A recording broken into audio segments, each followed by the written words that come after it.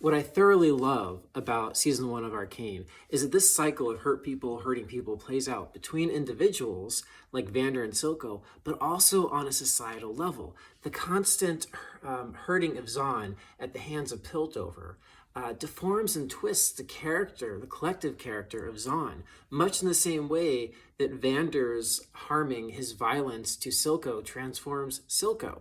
And we see the harm of injustice on the micro and the macro levels in this respect.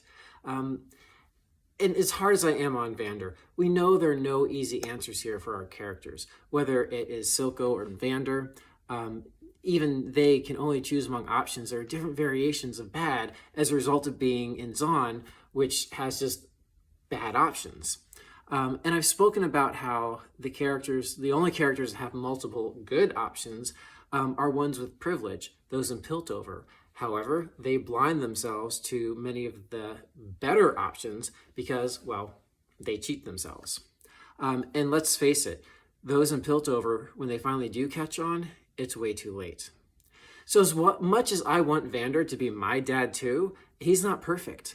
And even though he dies at the end of Act 1, when Vi has a vision of him, when she's getting her ass handed to her by Savika in Episode 9, Vander's ghost or whatever, this hallucination of this vision of him is that Vi has, is, he's sitting on the bar stool and he says to Vi while she's recovering on the floor, "I wish I could tell you it gets easier, but things don't get easier."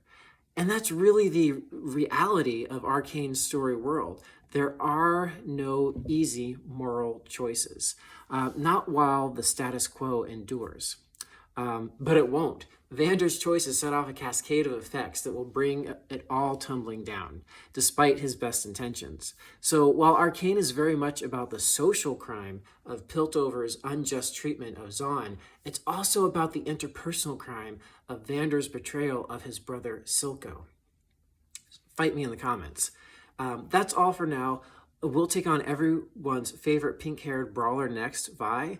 In the meantime, keep reading, keep writing, because your voices matter.